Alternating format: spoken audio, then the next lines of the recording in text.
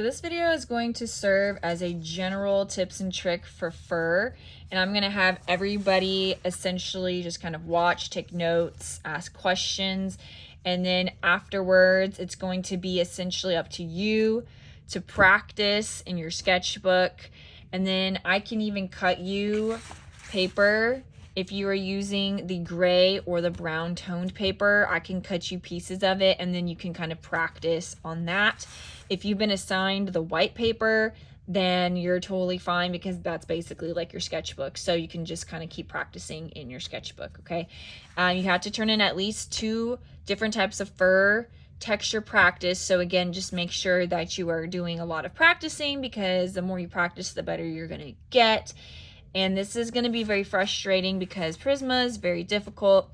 Fur can be kind of challenging, but as long as you are just, trying your best, you're going to be fine, okay? So, depending on which fur undertones you have, depended on which color paper you got. So, typically, if you had a really dark next to black, basically, dog or cat, you were probably assigned white. And then depending on the kind of dog or cat fur you had, if it was more on the brighter side, I think I gave you more of the gray, and if it was more on the browns and warmer tones, then I gave you the brown paper. It just kind of depends. Everybody's different, but again, I can cut you these 2 papers in smaller sizes if you want to practice. Okay, now when it comes to fur, okay, if you've got more of a wider, lighter dog, this is going to sound kind of crazy, but you're going to need blue. Yes, I know, blue. I recommend a cloud blue because that is going to help kind of cool down all of those shadows that you might have or see. Cream is another really great color, or even peach, okay? I've seen some artists even use pink a little bit. But with the white, you're obviously going to use a lot of white color pencils, so just kind of keep that in mind, all right? But that is some color recommendations that I have for a base. And I'm going to keep saying that a lot when I say base. What I mean is you literally just take a color and you color in your entire image with that color. Like, it is a base, all right? You're not going to do any for texture. You're not going to do anything fancy. You're just going to color it like a coloring book. You're going to take your base colors and just layer and layer and layer very lightly, okay? Now with these guys, all of the brown fur, this is important to understand that the fur direction is what's going to make or break your drawing.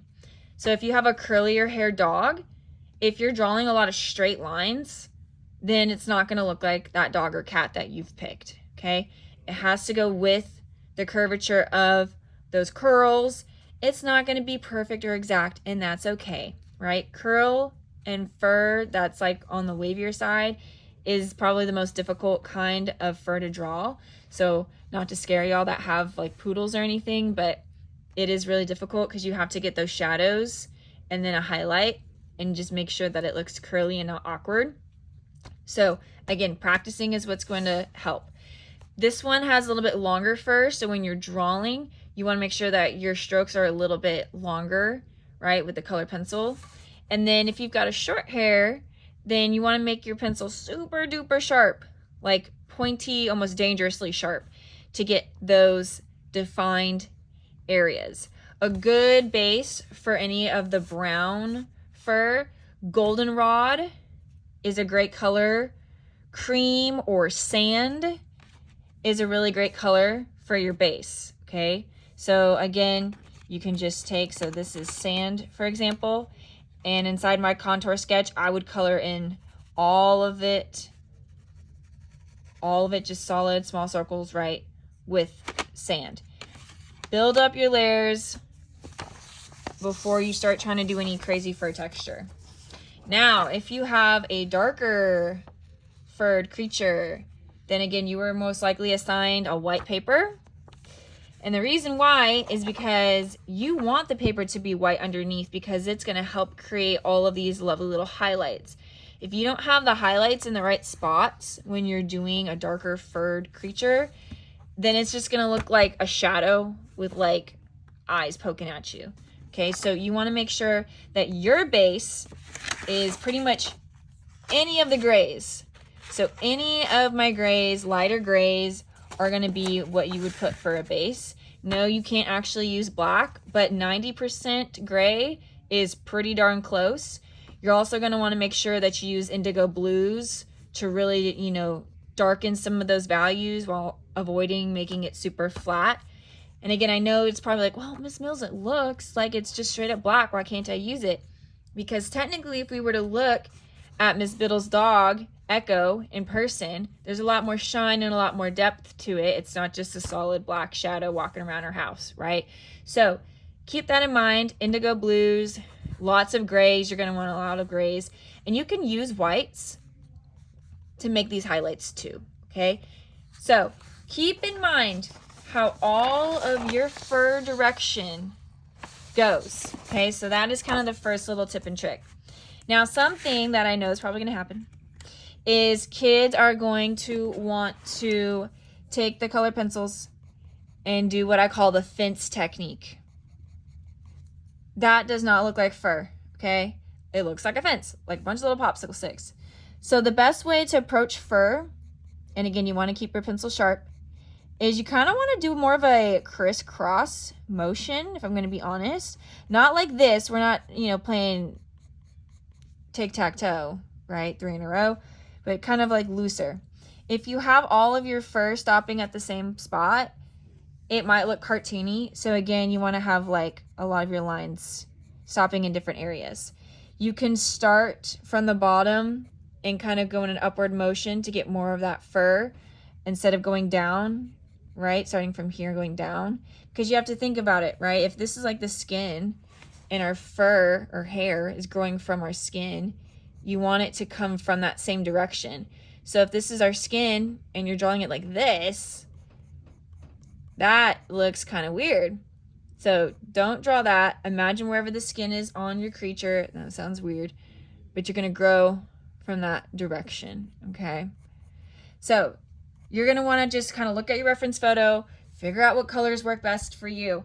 I know that we've been using a lot of the white gel pen, and you're welcome to use it, but use it sparingly, because if you use it too much, it might kind of make it look too glossy. So I don't know if you could tell on my kind of example here, but I use white gel pen and it doesn't turn out all that great. So just be careful with that. Now, a fun trick, and I have them on my desk, is a lovely little stylus. So the stylus is what you can actually use for fingernail nail polish design. So that's why they have like this weird little sphere on the end. So the way that you utilize a stylus is you have to indent the paper, and it might not show up on camera, but I'll show you in a second how it really works. Think of it like invisible ink. And you also have to keep in mind, wherever you're putting indentations into your paper, that is it. Like, you can't go back and be like, ah, man, I need to like get my paper to not be indented and try to push it from the other side. That's not gonna work, okay? So this is great for like bright white highlights, right? If you have the white paper, pressing down really hard.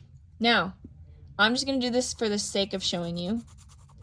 So basically what we have made are phantom lines, which normally we don't like phantom lines because we want to try to put pigment everywhere we can.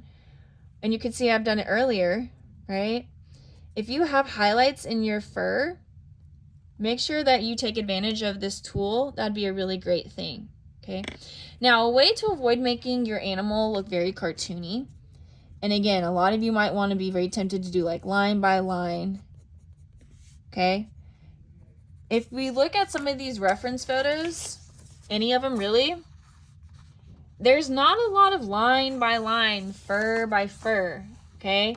So don't overdo it with doing a lot of little lines. You're actually still going to be coloring a majority of your creature with small circles, okay?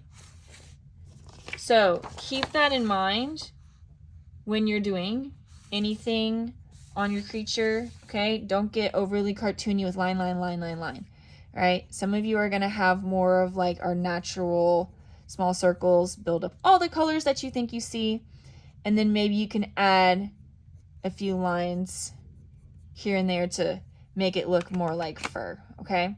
So again, this is just some tips and tricks. You're gonna have to play around and figure out what colors work best for you. Practice as much as you physically can, okay? You have a lot of time to practice and make sure that you are doing what you want it to look like for your final. If you have any questions about how to approach a certain fur texture or color or what colors you should use, I'm more than happy to help you.